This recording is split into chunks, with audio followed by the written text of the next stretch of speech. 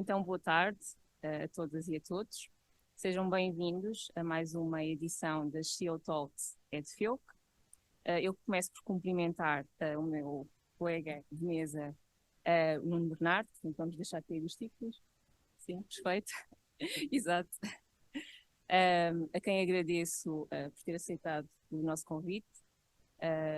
Sobretudo pela forma entusiástica como aceitou desde o primeiro momento, e para nós de facto é uma honra tê-lo aqui connosco e estou certa que vai ser um momento muito rico de partilha. Cumprimento também todos os presentes, os estudantes, também os meus colegas que também estão presentes. Agradeço pela vossa presença e estou certa também de que vai ser um momento muito interessante e, portanto, a retribuição que vão ter da vossa presença vai ser elevada. Portanto, este evento enquadra-se num conjunto de iniciativas que temos vindo a desenvolver no âmbito do Gabinete de Empregabilidade e Empresas. Estas iniciativas têm tido também o apoio das organizações de estudantes da FIOC, que muito também valorizamos. No seu conjunto, estes seminários, workshops, visitas a empresas que estamos a organizar têm como objetivo contribuir para uma aproximação dos estudantes à realidade das empresas, ao contexto empresarial, aos desafios e oportunidades que as empresas enfrentam e dessa forma também contribuir para uma formação mais prática e mais aplicada e uma inserção profissional também mais facilitada, ou seja, facilitar também aqui a integração depois no contexto profissional.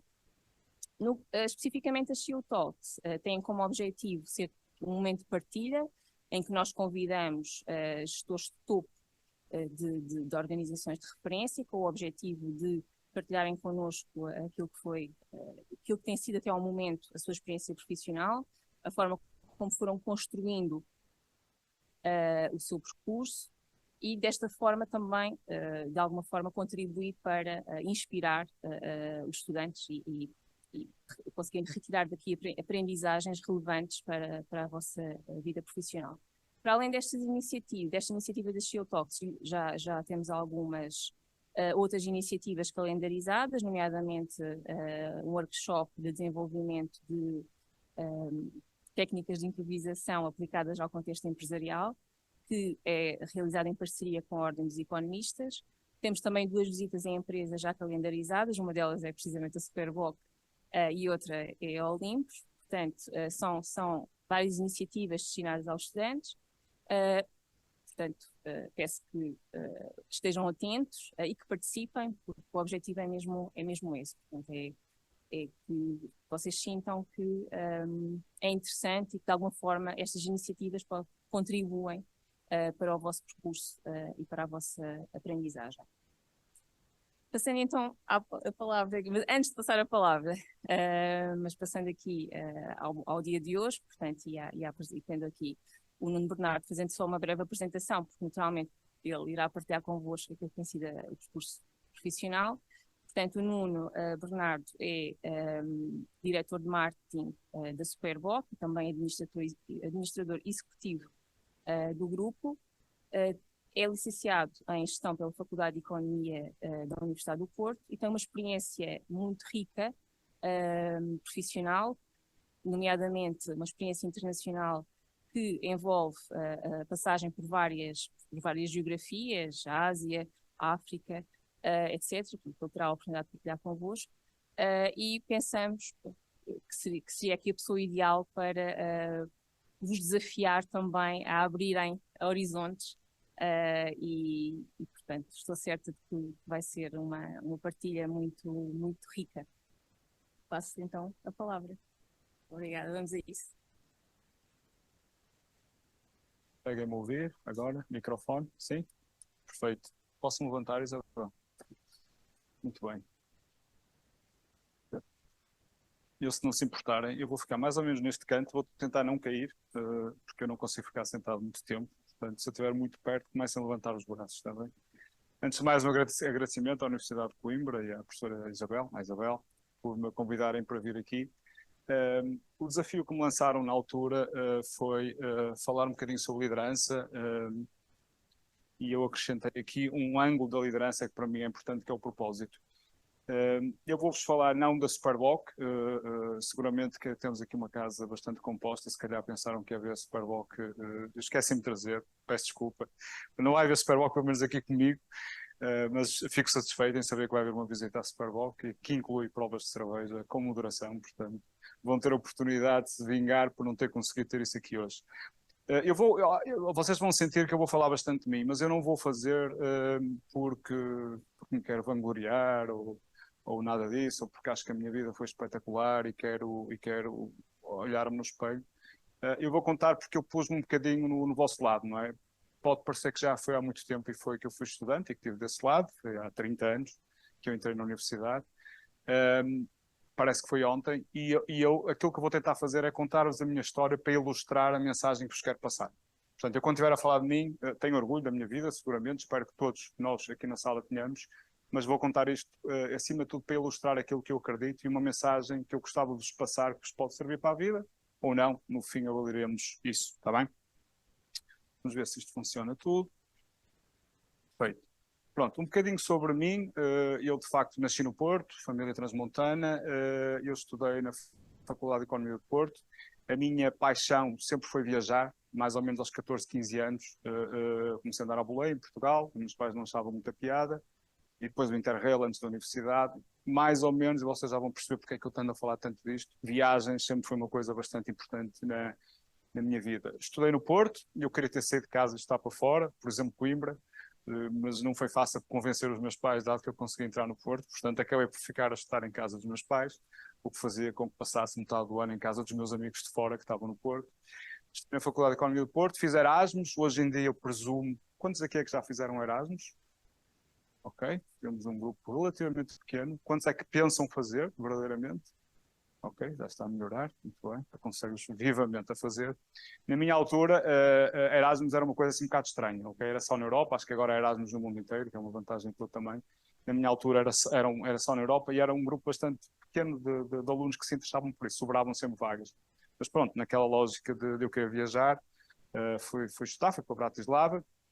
Depois, quando comecei a trabalhar numa empresa que se chama Procter & Gamble. Na altura, o curso que nós fazíamos era 5 anos, eu demorei 6, era um bocado boémio, e o Erasmus pelo meio e tal, portanto, imaginem 6 anos.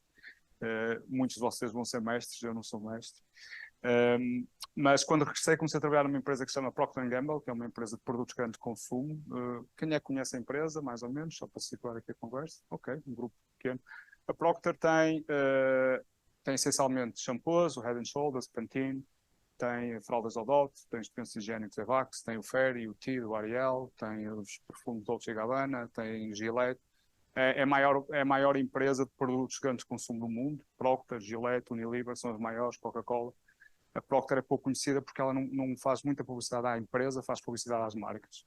Quem gostar de marketing, sem dúvida nenhuma, que é uma boa empresa para se candidatarem, eu vou falar bastante da Procter hoje, ou alguma coisa, porque foi uma empresa que mudou a forma como eu olho para a vida, na prática, mas também para os negócios.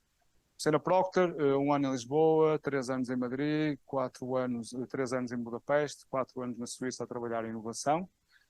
Mais ou menos foi marketing até ir, portanto, marketing em Lisboa, marketing em Madrid, marketing em Budapeste. Eu trabalhava na República Checa, Eslováquia, Croácia, Eslovénia e Hungria.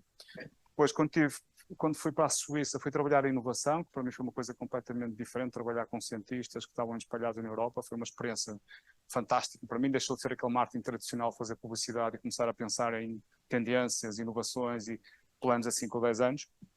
Foi uma experiência brutal para mim.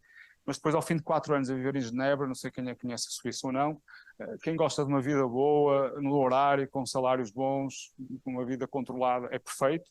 Não é o meu estilo, vocês já vão perceber, portanto eu gosto de experimentar coisas novas e acho que o mundo tem coisas bonitas e tem coisas feias e deve ser tudo visto, não só o bonito.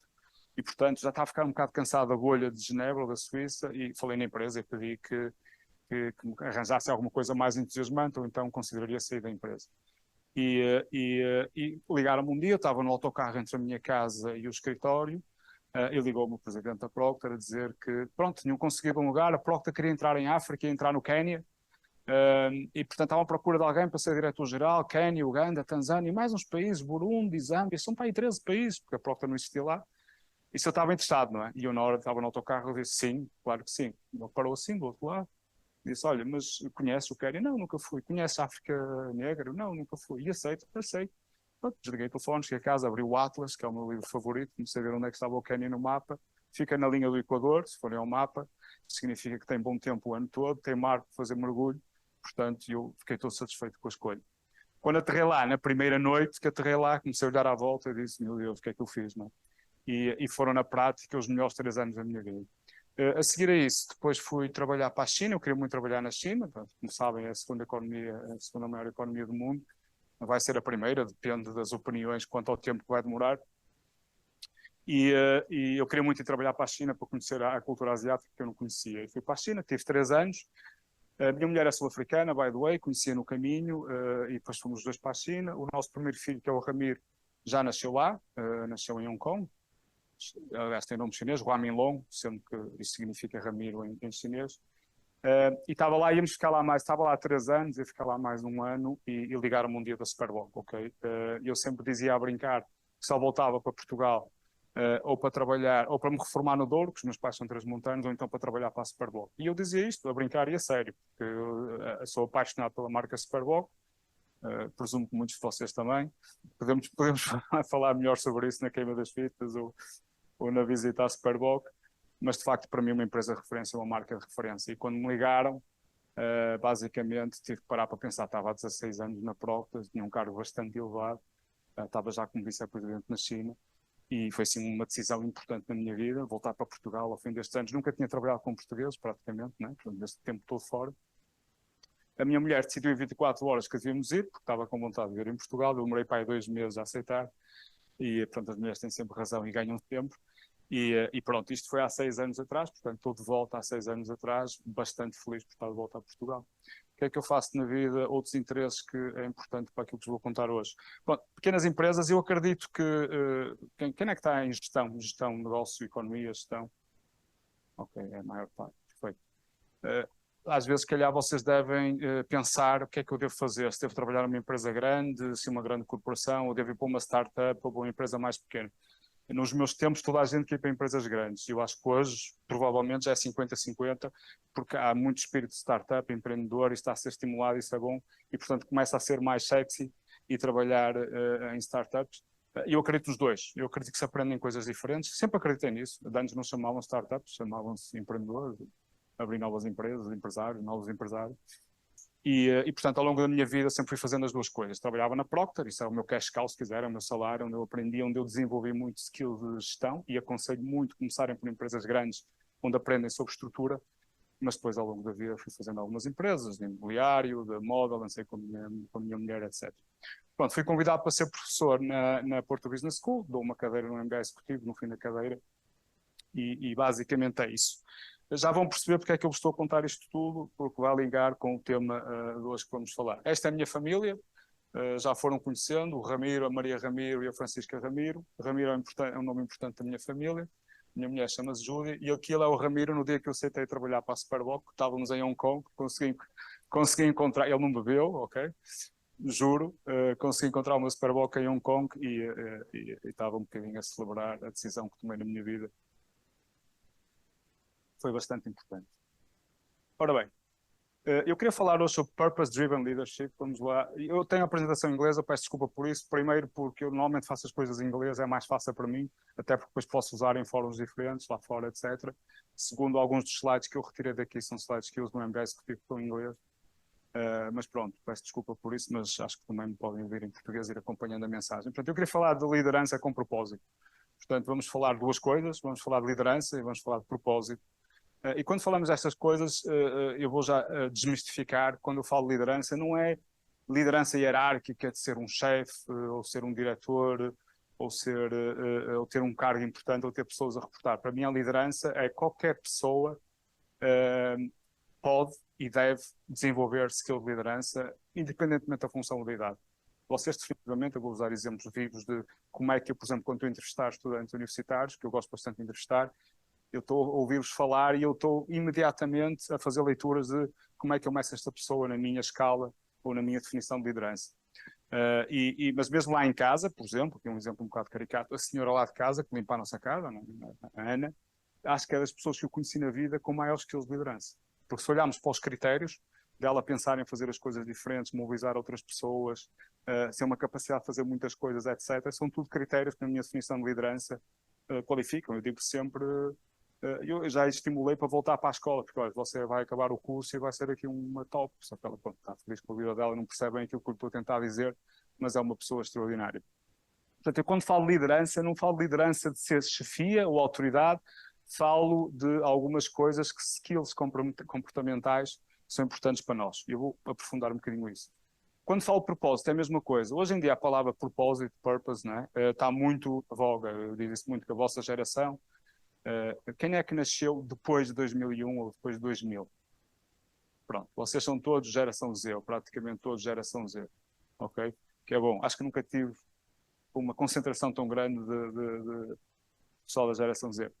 Dizem que para vocês, propósito nas empresas, propósito naquilo que fazemos é muito importante. E eu acho que é para toda a gente. Eu acho que o mundo agora está a mudar e as pessoas estão a parar para pensar sobre isto. Quando eu falo em propósito, não falo do propósito das empresas ou propósito das marcas, também, ou das organizações, mas falo também propósito na nossa vida. Qual é que é o vosso propósito? Eu vou tocar um bocado sobre isso e por isso estar a contar tanto sobre a minha vida, para vocês perceberem o que é que me conduziu aqui e para fazerem a reflexão o que é o equivalente para vocês. Muito bem, então vamos falar um bocadinho de liderança. Pronto, isto é o modelo que eu uso, aliás, no MBA Executivo. Eu dou uma cadeira sobre construção de organizações eficazes e na definição de organizações eficazes há uma série de componentes que conduzem a aula, mas a de cima, não lhe vou chamar a mais importante, creio que a mais importante é a de baixo, mas a de cima começa por liderança e a liderança entendida como um comportamento das pessoas que trabalham na equipe. Há várias definições de liderança, a Isabel estava-me a contar há cadeiras sobre liderança, etc. Portanto, eu não os vou aborrecer com definições de liderança, vou partilhar qual é que eu uso e que vem da Procter já à frente. Mas antes de chegar lá, portanto, liderança, há aqui uma visão que toda a gente entende, que é basicamente convencer ou mobilizar as outras pessoas para fazerem algo que tu queres que elas façam, na essência, ok? Basicamente. Portanto, é fazer com que as outras pessoas estejam contentes em fazer uma coisa que tu achas que é importante acontecer para o negócio e para a tua vida. Isto diria que é uma visão mais ou menos standard. Há aqui um conceito que eu vos queria deixar, que é o conceito de shared leadership, que é, nas empresas, eu acredito muito nisso, a liderança ou os comportamentos de liderança não devem ser exclusivos à chefia. Qualquer pessoa, mesmo no chão de fábrica, posso usar um exemplo, na Superboc nós lançamos uma marca que se chama Coruja, que é uma marca de cervejas especiais. Aquilo tem uma tecnologia especial para fazer a cerveja, chama-se dry hopping. Basicamente a cerveja faz um mosto, um caldo, depois retira-se os cereais, depois põe-se lúpulo, tira-se o lúpulo e depois vai para fermentar. Há um processo em que se volta a pôr lúpulo e a tirar lúpulo antes de fermentar, que é para dar aroma, chama-se dry hopping à cerveja, que as IPAs, as Imperial Ale cervejas têm muito. Normalmente as microcervejeiras fazem isso, mas em setup industrial, em grandes fábricas, é muito difícil fazer isso, porque aquilo literalmente é pôr lá um saco de lúpulo e tirar o saco de lúpulo para dar aroma.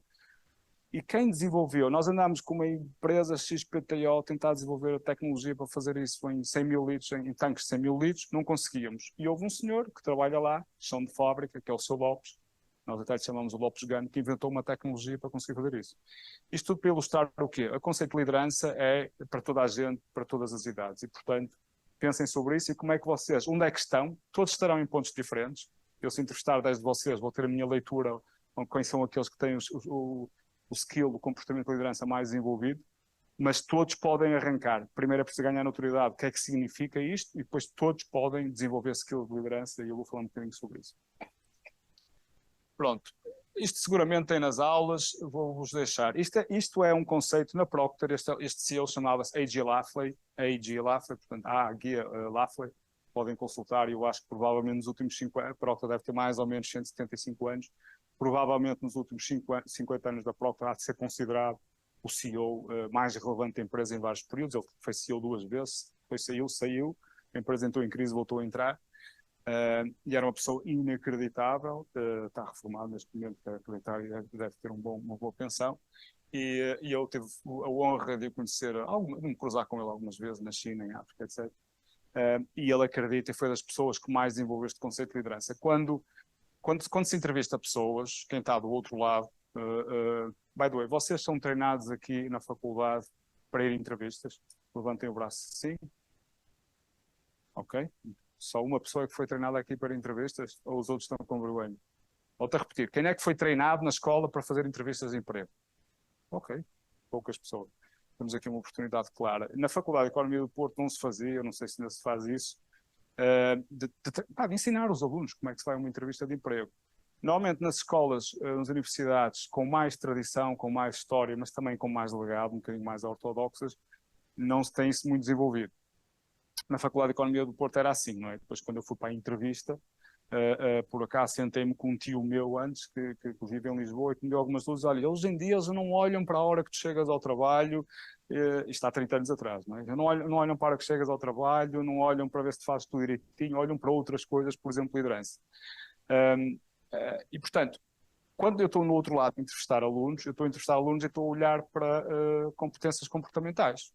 Portanto, eu sento uma hora convosco, uma hora normalmente suficiente, tenho na cabeça o que é que eu quero perceber sobre vocês, leio o currículo, ok, no meu caso pessoal, pouco interesse na vossa média, tenho muito mais interesse naquilo que fizeram para além da vida académica, sendo que a vida académica é fundamental, dá uma garantia que vocês têm, a base analítica, etc. Mas quando estou a entrevistar, estou a olhar para outra coisa completamente diferente. O que é que fizeram, que atividades é que têm na Associação de Estudantes, desporto, o que é que fizeram, ganharam, não ganharam. E tenho uma lista de competências comportamentais, que não as digo na entrevista, como é óbvio, mas que estou a fazer perguntas para tentar aferir nessas competências comportamentais onde é que vocês estão. A mais importante, qual é que é? Liderança. Para mim e para muitas empresas, ok? Seguramente para a própria.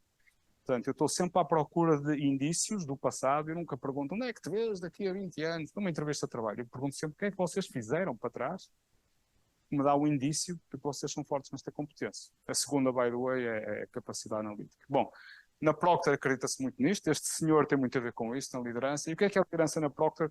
É uma coisa que se chama os 5 E's, os 5 E's. Olha para 5 características das pessoas. A primeira é envisioning, é a nossa capacidade de pensar o futuro.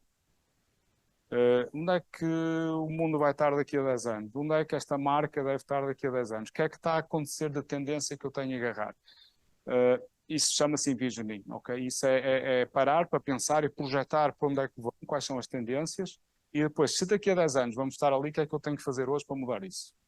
Depois vou dar-vos exemplos concretos, como é que um estudante, por exemplo, eu olho para isto. A segunda é engaging, ou seja, significa, depois de eu ter esta visão, eu tenho que falar com outras pessoas para as trazer para mim e para ouvir o input delas e a opinião delas para construir esta minha visão ainda melhor. A terceira é energizing, significa, eu tenho a visão, por exemplo, olha, vamos todos fazer uma viagem de finalistas, em vez de irmos para o tradicional, que é a República Dominicana, vamos fazer uma coisa completamente diferente, vamos para a Birmania. É uma visão, é envisioning, ok? Eu numa entrevista, se tu me contas isso, olha, conta-me lá uma vez que tiveste uma ideia e mobilizaste um grupo de pessoas para fazer alguma coisa. Eles queriam todos ir para a República Dominicana e eu tive a ideia de ir para a Birmania. Ok, muito bem.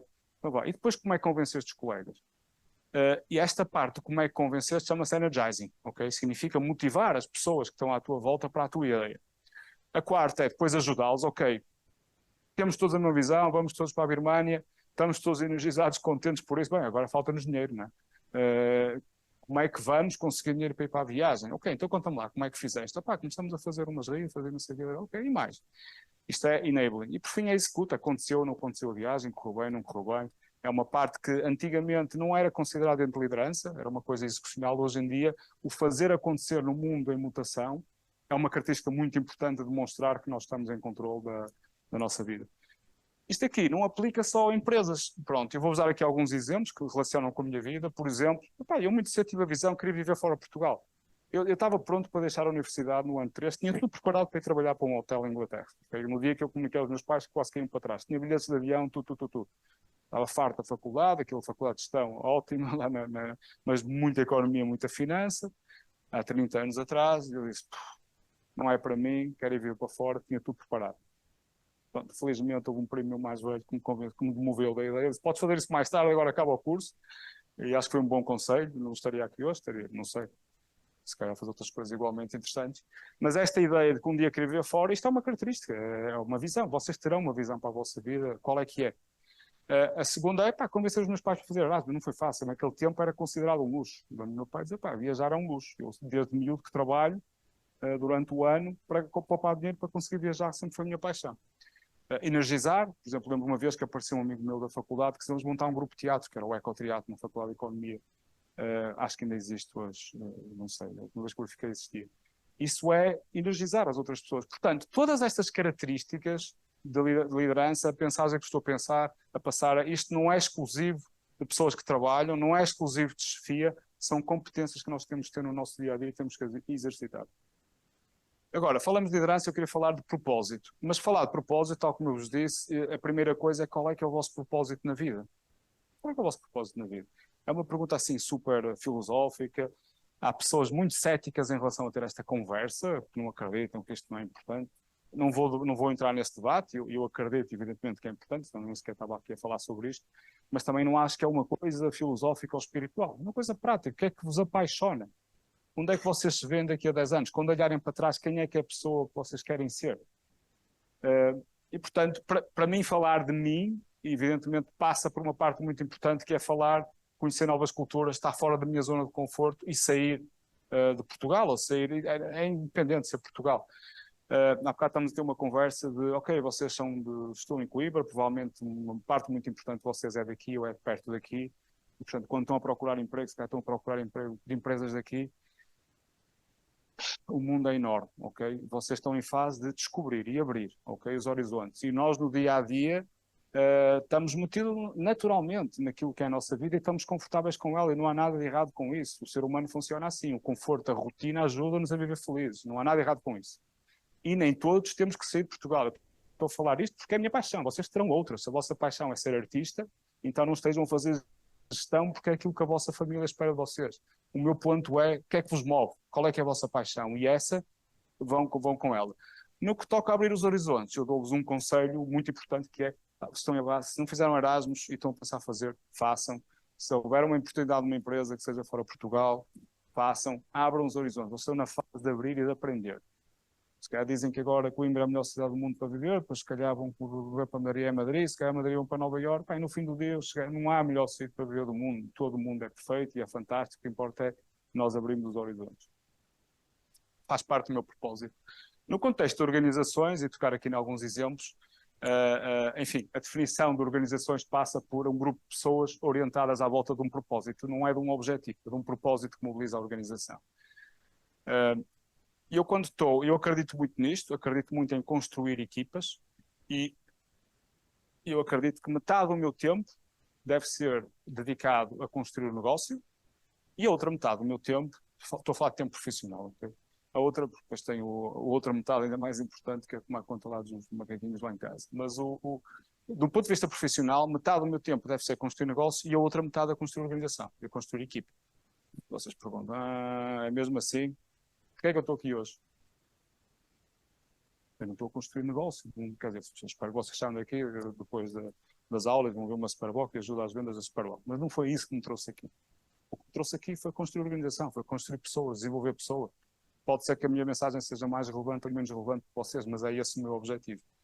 E, portanto, é óbvio que eu não sou perfeito, é óbvio que a minha equipa me tivesse ouvido dizer não é nada assim, não é 50%, é 40%, ainda por cima às vezes és muito mal e não sei o quê. Certo, ok, mas a intenção e aquilo que eu acredito é isto. E, portanto, eu queria usar aqui um exemplo de a importância no contexto de propósito, porque para mim é um propósito construir pessoas, ajudar pessoas a desenvolver. É o que me traz aqui hoje, por isso é que eu sou professor na PBS, não aceitei aquilo por dinheiro, porque sou professor, não é a minha vocação. Aceitei aquilo porque acredito no papel que posso ter em ajudar as pessoas a desenvolverem-se. Vou contar rapidamente aqui a história. Quando fui para o Quênia, ali é Nairobi, ok? E, portanto, mais ou menos aquilo são os 13 países que eu tinha na minha alçada. E aquilo foi uma aventura que ia um sábado à noite lá, sem conhecer aquela região, e de repente tinha que montar a prota. Tínhamos lá uma pequena operação no Quênia, com meia dúzia de pessoas, e tinha que definir a estratégia da empresa e definir a empresa para o futuro naquela zona da África. Claro que quando em África, para aqueles que vão conhecendo a África, a idade conta. E não é só a idade, mas é o ter família. É muito difícil um africano respeitar alguém como líder que não tenha família, que não tenha filhos, que não seja respeitado na comunidade. E, portanto, eu cheguei lá muito novo e não tinha sequer família. Conheci a minha mulher na primeira semana, mal entrei lá. E de repente não foi fácil para mim. Aqueles países todos, o que é que eu faço agora? Há uma componente muito importante de negócio, que é perceber as pessoas. Eu ali não sabia dos países, dos hábitos delas, etc. Portanto, eu passei imenso tempo em casas, dentro de casas, na Etiópia, dentro de Angola, na Zâmbia, a fazer trabalho de consumidor, a falar com mulheres sobre menstruação, sobre fraldas, sobre quais são os hábitos para lavar o cabelo, como é que se comem, como é que se sujam. Isso abriu-me completamente os horizontes. Mas vocês poderão dizer, ok, mas isso é mais ou menos normal, é o que se espera, e a partir daí nós construímos uma estratégia de negócio, quais são os países que vamos entrar, com que portfólio, etc. Mas verdadeiramente, quando eu olho para trás, e aquilo foram anos marcantes para mim pessoal e profissionalmente, o que é que foi mais importante? Foi isto? Pá, foi o tal, conquistamos os negócios, levamos aquilo de 30 milhões a 40 milhões a 150 milhões de faturação, pá, foi incrível. Mas é isso que eu vou lembrar? Não. O que eu vou lembrar é a construção de equipa, a construção de uma organização. Faz parte do meu propósito, é deixar esse legado. A Procter tem uma filosofia que é: nós não contratamos, nós, eu ainda digo nós, felizmente, a Procter não contrata pessoas que já tenham muitos anos de experiência profissional. O CEO começou na Procter há 40 anos atrás. Contratam da universidade pessoas como vocês a acabar o curso e apanham-os na universidade, selecionam o que eles consideram os melhores e formam estas pessoas. Chama-se Growth from Within. E neste contexto significa que é muito importante recrutar as pessoas certas. Portanto, se algum dia tiverem a pensar candidatar-se à Procter, dou-vos o conselho de se candidatarem agora, ou daqui a uns anos, pode ser mais tarde. E, portanto, eu fiz mais de 100 entrevistas a contactar africanos, ir às universidades, etc., a fazer entrevistas para tentar identificar quais são as pessoas certas. E depois de identificar quais são as pessoas certas, treinar as pessoas, porque elas não sabem. Saem na universidade, o que é que vocês aprendem na universidade? Aprendem a pensar, aprendem raciocínio. Na prática, quando chegam às empresas, vocês não sabem o que é que vão fazer no dia seguinte. Não há hipótese, ninguém sabe. Chegas lá e aprendes. A universidade, na minha opinião, está para isso. Está para construir raciocínio e competência. Portanto, é preciso formar as pessoas. Eu lembro que no escritório, nós tínhamos um escritório pequenino, não havia salas grandes, a única sala um bocadinho maior era a cozinha onde nós comíamos. E, depois do almoço retirávamos as mesas e eu dava aulas e aulas, eu dava formação àquela malta para desenvolver. Isso é que me marcou. Outra coisa, que são os 3 pilares da organização que eu trabalhei, a questão da governance, o stewardship, ou fazer as coisas certas. Vou-vos dar aqui um exemplo. Nós achamos, nas nossas diferentes culturas, e vou passar aqui uma mensagem, sei lá, que às vezes dar um suborno, it's ok. Ou chegar atrasado, não há problema. Ou fazer uma piada sobre alguém que é de cor, ou sobre alguém que tem uma orientação sexual, it's ok. Às vezes, nas nossas culturas, depende da cultura onde nós nascemos, é socialmente aceito isso, e como é socialmente aceito, nós interiorizamos isto como os valores certos. E eu aprendi muito na Procter que não é assim, ok? Eu acho que há coisas que são erradas e que nós não devemos deixar a cultura onde estamos fazer com que não sejam erradas. São erradas. E eu aprendi muito na Procter porque a Procter tinha uma coisa: como era uma empresa mundial, tu tens que garantir que tens um padrão de valores que pode viver em qualquer cultura. Se não podes num país defender a diversidade de género e depois no Paquistão aceitar que não há mulheres a trabalhar na Procter. Não, tem que haver aqui um diapasão. E isso ensinou-me imenso. Um exemplo, quando a Procter estava a abrir uma fábrica na Nigéria, demorou anos e anos e anos e anos até ter a fábrica pronta e aprovada e não sei o quê, 100 milhões de euros. Uma semana antes de abrir, aparece lá um oficial que pede um suborno. Uma coisa, não faço ideia quanto é que era, eu não estava na Nigéria, isto é uma história que se conta, portanto, enquanto uma história acrescenta um ponto, mas na essência não sei o que é que terá sido, 50 mil euros, 100 mil euros. A Procter parou tudo, disse: não se abre a fábrica. Perdeu-se milhões e milhões de euros de negócio porque não ia fazer uma coisa que era errada. Lá acabou a resolver, 6 meses depois, com outras formas de lidar com o governo, alertar para isso, e lá se conseguiu resolver. Mas eu conto-vos isto porque vocês estão numa fase que é importante moldarem os vossos comportamentos e as vossas atitudes. E nós temos os valores que nascem da família que estamos, na cultura que estão, desafios a ser abertos e sempre ao longo da vossa carreira fazer aquilo que é correto. Não faço sempre isso, senão seria perfeito, não sou. Mas aprendi ao longo da vida a tentar nunca deixar de fazer o que é correto. E isto é aquilo que eu levo da minha experiência em África. Foi construir uma equipa, pegarem estudantes, saídos da universidade, e construir uma equipa que ainda hoje lá ficou, baseado nestes 3 pilares. Isto para mim faz parte do propósito da minha vida, ajudar a crescer equipas. Eu vou-vos só ilustrar, Isabel, como é que estamos em termos de tempo? Passou meia hora? Ok. Estamos bem.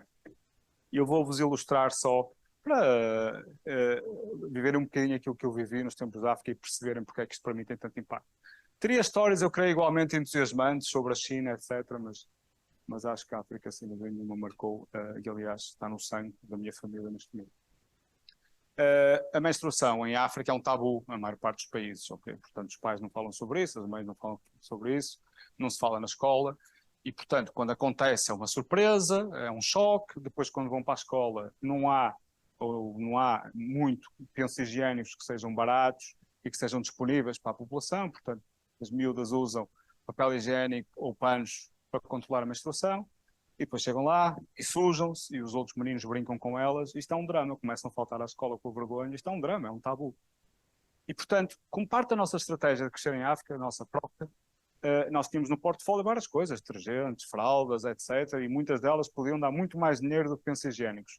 Mas numa lógica de estamos aqui com um propósito para além de construir negócio e ajudar as comunidades locais, desenvolvemos um penso higiênico que demorava 8 horas, muito mais barato, muito mais acessível a todas as pessoas. E começamos a fazer campanhas dentro das escolas. Eu vou-vos mostrar um vídeo para vos animar um bocadinho e depois conto-vos o resto.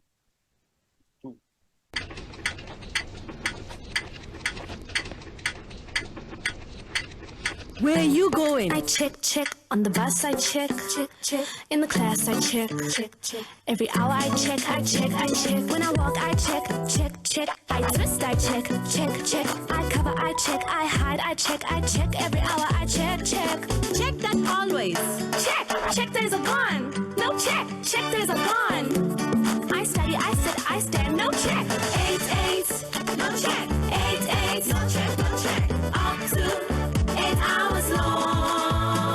On the bus, in the class, I study, I walk, I play, I dance, no stains, no check. 8, no check. 8, no check. Up to 8 hours long. 8, no check. 8, no check. Up to 8 hours long. Stay happy always. Nós, no fundo, fomos desdramatizar uma coisa que era tabu. Isto foi para imagina massivamente isto no Quênia, na Uganda, na Tanzânia, de repente a falar estão abertamente sobre isto, a dar uma mensagem, a dar aqui, ok, é uma solução, não é um problema, faz parte. E depois fizemos uma coisa muito interessante que foi, começamos a ir às escolas também, fizemos uma parceria com o Ministro da Educação e com o Ministro da Saúde, e começamos a ir às escolas a dar palestras sobre isto, não se falava na escola. Portanto, basicamente tínhamos um grupo de enfermeiras que cobriam o país todo, as escolas todas, e ao longo do ano apanhavam as escolas, iam lá e davam formação sobre isto. Isto para mim marcou-me bastante. Como temos isto, também havia fraldas, eu ia aos hospitais onde se via os bebés a nascer em Kampala, na Uganda, que é dos hospitais onde a maior taxa de natalidade do mundo, onde as mulheres têm 8 horas desde que entram até saem para dar à luz, algumas delas estão deitadas no chão à espera, dão à luz, saem, coisas dramáticas, mas o ponto da história não é África, mosquinha no olho, vamos ter todos pena e salvar o mundo é que é o nosso propósito da vida.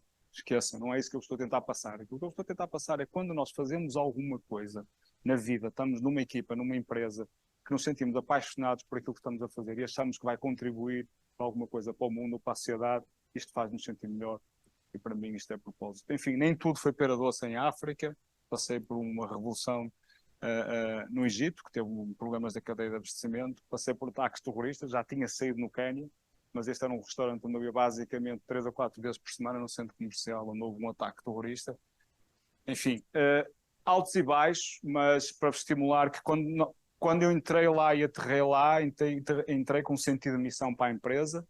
Não foi salvar o mundo, foi construir o negócio da empresa e as nossas marcas em países africanos onde nós não existíamos. Mas descobri muitas outras coisas. 2 livros que recomendo absolutamente. Se têm curiosidade sobre liderança, a história de Nelson Mandela, da África do Sul. Se têm curiosidade em perceber se o mundo alguma vez vai mudar e vai acabar a pobreza em países como a Índia, o Paquistão e a África, há um economista, que é o Jeffrey Sachs, que tem um livro bastante importante que tenta explicar que é possível, não é assim tão difícil, e lá chegaremos. E pronto, mas acima de tudo veio uma história de vida, conheci a minha mulher, fiz amigos. Aquilo sou eu vestido amarelo do meu casamento africano, em África do Sul, e sem dúvida que marcou muito. Voltando ao dia de hoje, portanto, eu falei-vos de propósito na nossa vida, no meu caso viajar, falei-vos de propósito de construir organizações, de ajudar as pessoas a desenvolverem-se, e agora quero-vos falar de uma terceira parte, que é, faz parte, este é o meu propósito, cada um terá o seu, que é a construção de marcas e a paixão por marcas. que eu acho que é super importante. A Superboc é uma empresa que é conhecida por isso, as pessoas realmente apaixonam-se pelas marcas. Parece que, eu digo sempre que quando as marcas estão bem e a paixão que as pessoas têm pelas marcas reflete as equipas que estão a trabalhar por trás. E, portanto, isto faz parte daquilo que nós acreditamos, não é algo do marketing, é algo da empresa toda, que é de facto desenvolver esta paixão por as marcas e aquilo que nós fazemos. Mas, curiosamente, se vocês repararem e prestarem atenção, as nossas marcas têm um propósito. Qual é o propósito da marca Superboc? Para além de nos fazer divertir bastante. Ninguém se atreve? Construção da amizade. Nós estamos sempre a falar de amizade. O propósito da marca Superboc é estimular a amizade saudável. Qual é o propósito da marca Pedras? Ninguém? Estimular, é a natureza, é a harmonia com a natureza, é o bem-estar. Quando lançamos a Coruja, qual é que é o propósito da marca Coruja? É desenvolver as artes, nomeadamente a arte urbana. Portanto, dar-vos esta nota que a questão do propósito não é só nas nossas vidas, não é só nas empresas ou organizações que tentamos construir, é nas marcas, em tudo que nós fazemos na nossa vida. Quando aconteceu a pandemia, alguém registrou isto, ouviu isto durante a pandemia? Alguém se lembra? Não? Isto é cerveja, ok? Temos aqui uma mão, obrigado. Estava a ficar sozinho no meio disto tudo. Salvaste. No meio da pandemia, como vocês sabem, mal começa a pandemia, não há gel em Portugal, não há gel suficiente. E, portanto, a nossa cerveja sem álcool, nós fazemos a cerveja e depois temos um processo para tirar o álcool a posteriori. E esse álcool nós novamente reaproveitamos ou não usamos. E nós pagamos nesse álcool e mandamos fazer gel, ou fizemos uma parceria para fazer um gel e distribuir. E mudamos o rótulo das nossas cervejas sem álcool, em vez de ser Superboc sem álcool, passou a ser Superdoc em homenagem ao... Isto aqui foi uma coisa que para nós teve um custo quase mínimo. Quer dizer, nós já fazíamos este processo, foi mudar o rótulo, depois de ficar do álcool e fazer uma parceria com alguém que conseguiu fazer gel porque tinha álcool para entregar, neste caso, que foi no Hospital São João e noutras unidades hospitalares. Isto marcou completamente. A reação que tivemos dos consumidores, das pessoas, foi brutal. Porquê? Tivemos publicidade orgânica, nós não tivemos que gastar dinheiro, nem sequer tínhamos no meio da pandemia, para toda a gente falar nisto. Porquê? Porque havia um propósito, as pessoas sentiram que a marca estava a ser relevante no momento em que era preciso. Enfim, e parte deste propósito é construirmos uma equipa que acredita nisso e que quer fazer magia com as nossas marcas. Portanto, eu no que toca à liderança com propósito, eu deixava duas mensagens. Uma, a importância da liderança, que pertence a todos. Não há nível hierárquico, não há idade e pode ser desenvolvida. E normalmente o modelo que eu uso é o modelo dos 5S. E a segunda mensagem é, e eu acho que nós temos que levar a nossa vida, pessoal e profissional, com propósito. Não precisa de ser espiritual, não precisa de uma coisa, mas o que é que vocês querem ser, com quem é que querem trabalhar e quando olharem para trás, que propósito é que vocês querem ter na vossa vida. Para mim há 3 pilares mais um, que é a família, como podem imaginar, mas conhecer o mundo, ajudar equipas e pessoas a desenvolverem-se e ajudar marcas a crescer, faz parte do propósito da minha vida. Vocês fazem parte de uma geração que é a geração Z, portanto isto bateu certo quando levantaram o braço, mais ou menos as contas em casa. Tem uma série de curiosidades da vossa geração, vão viver até aos 98 anos, ok? Fantástico, sorte. Eu estou a trabalhar para isso, eu quero acreditar que também lá hei de chegar. Evidentemente são digital, são a primeira geração que nasce 100% digital, no sentido em que há vídeos de vocês desde que nasceram, provavelmente. Nunca uma geração anterior teve isso. Vão ter 17 trabalhos diferentes e 6 carreiras diferentes. Isso é estimulante, isso é muito diferente. Eu sou a geração X, já sou o fim, quero acreditar que sou o fim. Portanto, entre vocês e mim, há os millennials. Na minha geração havia muito o mindset, a mentalidade de trabalhar numa empresa para a vida inteira. Eu não estou a dizer que é certo ou errado mudar. Como eu pertenço a essa geração, acho que balanço é importante. Okay? Acho que há algum tempo nas empresas para solidificar e aprender é importante. Se eu ficar 2 ou 3 anos numa empresa a saltar, se a empresa for boa e tiverem a aprender, é demasiado cedo, na minha opinião. Também há o extremo de ficar a vida toda numa empresa, também acho que não há necessidade para isso, ok? A não ser que a empresa seja tua, seja um CEO bem sucedido, acho que não há necessidade para isso. Acho que deve haver aqui um balanço de aprendizagens para nós crescermos. Mas bom, de acordo com as previsões, vocês vão ter 17 trabalhos. Vão viver em 15 casas diferentes ao longo da vossa vida. Portanto, eu tive a fazer as contas, já vivi em 19 casas diferentes, ok? Portanto, ao longo destes países todos. Portanto, isto é o que se espera da vossa geração. Se vai ser verdade ou não para vocês, vocês é que definem o vosso futuro, enfim. Mas queria-vos mostrar que quem vai estar a concorrer convosco, entre aspas, no mundo de negócios, vai ter este perfil. ok? Portanto, deixo-vos a nota de abertura ao mundo, é importante. E o que é que eu gostava que me tivessem dito quando eu tinha a vossa idade? Se eu tivesse falado com alguém um bocadinho mais velho que vocês, neste caso 30 anos, o que é que eu gostava que me tivessem dito? E, portanto, eu vou dizer aqui algumas coisas que para mim são importantes. Uma é a questão da liderança, mas noutro ângulo.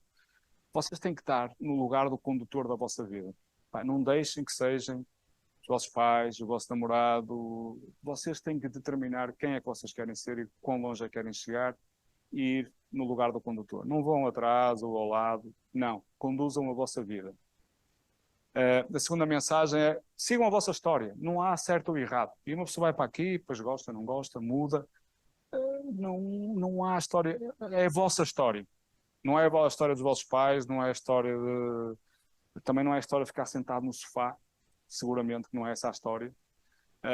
Qual é que é a vossa história? Vocês não vão saber tudo agora. E olhando para trás, parece que foi tudo planeado na minha vida. Esqueçam, claro que não. As coisas aconteceram da maneira que aconteceram. Uma pessoa abre uma porta e entra, depois há 3, depois abre outra e entra, e há 10. Quer dizer, mas tem que abrir a primeira porta. E tem que acreditar que tem que seguir o vosso instinto, a vossa história. É importante isso. Terceiro ponto, stretch, estiquem-se, desafiem-se, saiam da vossa zona de conforto. Vir aqui para mim hoje é sair da zona de conforto, quer dizer, não é a minha profissão falar com estudantes ou uma coisa do género, não é? Também tem um certo nervosismo aí no carro a pensar como é que vocês vão ser, se vão gostar daquilo que eu estou... Faz parte, eu aceito estas coisas, não é só para dar de volta, para vocês verem mais para o que a seguir, aceito estas coisas para me desafiar a mim também. E isto é muito importante. Muitas das coisas que eu fiz, eu não sou o mais inteligente, seguramente não sou o mais bonito, seguramente não sou o mais adaptativo, não sou a pessoa com o melhor coração à face da terra, não. Mas uma coisa posso-vos garantir, estiquei-me. A pessoa vai estar aqui, as nossas capacidades são estas. Esticas um bocadinho, esticas um bocadinho, esticas um bocadinho. Mas tem que se esticar, tem que sair fora da vossa zona de conforto, sem medo. O quarto ponto é, explorem o mundo. Nem é só o mundo físico, pode ser o que quiserem. Não se agarrem, a minha história é o mundo físico. A vossa história pode ser uma completamente diferente. Don't be boring, ok? Se têm paixão por artes, levem isso até ao limite. Se gostavam de ir àquele sítio e nunca foram, vão fazer aquilo. Se gostavam de um dia fazer teatro e têm medo na barriga, vão e façam. Explorem o mundo. Explorem o mundo. E o quinto ponto, eu estou a tentar sempre explicar isto ao meu filho, ele ainda não percebeu, ok? Tem 8 anos, ok? Ele gosta da parte do play hard. Que é work hard, play hard, ok? Ao longo da minha vida eu trabalhei no duro, trabalho desde os 14 anos, o meu pai fez questão que eu pagasse muitas das minhas coisas que ele considera luxo. O primeiro carro que eu comprei, fui eu que o paguei, ainda está lá na garagem, Volkswagen Golf GTI 2001. Para viajar, os Interrails que fui, paguei-os eu, ok? No trabalho, eu tenho o meu dia bastante ocupado. Não significa que não desfrute, já lá vamos, não significa que seja tudo no trabalho, também é ocupado. Faço questão de fazer outras coisas que me ajudam a esticar para além do trabalho, but work hard. Mas depois também play hard. Olha, vou agora 3 semanas de férias para a África do Sul seguidas, que é o que eu faço todos os anos, tiro 3 semanas de férias seguidas para desligar, deixo meus filhos com os meus sogros na África do Sul, como sempre com a minha mulher. Se for para a Boêmia ainda vou sair a concertos e não sei o quê, mas é work hard, play hard, não é apenas play hard, ok? Portanto, eu acredito que não vai... A sorte dá muito trabalho, as coisas não nos vão cair do céu. Claro que estou na fase de universitários, de se divertir ao som. Eu faltava às aulas, não vou aqui, não sou perfeito. Mas faltava às aulas, mas no outro dia eu levantava-me, ia fazer teatro, ou ia trabalhar, ou ia viajar, ou ia fazer o Interrail, ok? Não ficava a casa sem fazer nada. Então, olha, quis partilhar estes pensamentos. Sou já, assim, uma pessoa de idade, a contar-vos como é que é. Algumas coisas vos tocarão, outras coisas vos tocarão menos. E sobre este sentido, eu queria-vos contar uma história muito rápida que eu conto no MBA, que deixa os alunos todos curiosos, que é o seguinte. Era uma vez um crocodilo que vivia, junto a um rio. E junto ao rio havia assim uma montanha, uma ravina enorme, okay? Mais ou menos como isto. E ele um dia estava a passar lá, eu passava todos os dias lá, já conhecia aquela zona, passava mesmo na beirinha, estava super confortável com o que estava a acontecer, nunca caía. Mas houve um dia que veio uma rabanada de vento gigante e ele caiu. Mas conseguiu-se agarrar no último momento, ok? Ficou assim, agarrar-se, mas está ali, as patinhas, vou cair. E de repente, ele está assim desesperado, levanta a cabeça e vê um morango mesmo vermelho, suculento, daqueles mesmo irresistíveis, que gosto de morangos, o melhor morango alguma vez visto na tua vida. E o crocodilo está ali a pensar, o que é que eu faço agora? Eu vou cair, ok? Portanto, eu não me vou aguentar aqui. Mas pode ser que alguém passe. Portanto, eu vou tentar aguentar aqui até que alguém passe e me salve, ou então como um morango, já que vou cair e vou, como um morango, pronto, olha, pelo menos vou de barriga cheia. O que é que vocês faziam? Quem é que comia o morango? Levanta o braço. Quem é que esperava a ver se alguém o salvava? Levanta o braço. Há muitas pessoas que ainda não decidiram. Não há respostas certas. Já deviam ter percebido isto. Isto é uma história que me contaram quando uma vez fiz um curso de teatro. Era um ator que na primeira aula dizia, contava esta história. E a mensagem dele era, pá, nós vamos todos um dia partir. Ok? E, portanto, a decisão que temos que tomar hoje é se daqui até lá vamos aproveitar a vida ou não vamos aproveitar a vida. E deixar de ter medos. Ele contava-nos isso, porque quando nós subimos para o palco tens sempre aquele medo de estar a fazer e o que é que as pessoas pensam, e há pessoas que têm medo disso. Ele contava isto, pá, quando entras para o palco, come um morango. Nós vamos todos partir. Ninguém vai querer saber se portaste bem no palco ou no palco. Agarra o morango, agarra a tua vida. Portanto, essa mensagem que gostaria de contar. Quando eu conto isto no MBA, há uma discussão.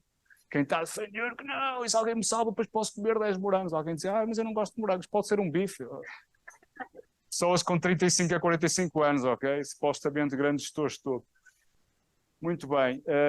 Enfim, era isto que eu vos queria passar hoje. Agora vocês decidem daquilo que eu disse, que é interessante para a vossa vida ou não. Realmente aquilo que eu disse não vai fazer diferença nenhuma se vocês não mudarem alguma coisa na vossa vida. O que for, se não mudarem nada, peço desculpa. Se mudar alguma coisa, fico satisfeito. E terminamos com este pensamento, que foi a fotografia que começou. É uma filosofia africana, que é o que nos define como pessoas, é a nossa relação com outras pessoas. E, portanto, ao longo da vida não se esqueçam de relação com os vossos colegas, com as vossas pessoas, com a vossa família, com a vossa comunidade, vai definir quem vocês são e quem vão olhar para trás. Filosofia africana, dispersa, e, portanto, obrigado por este momento entre nós. Está bem?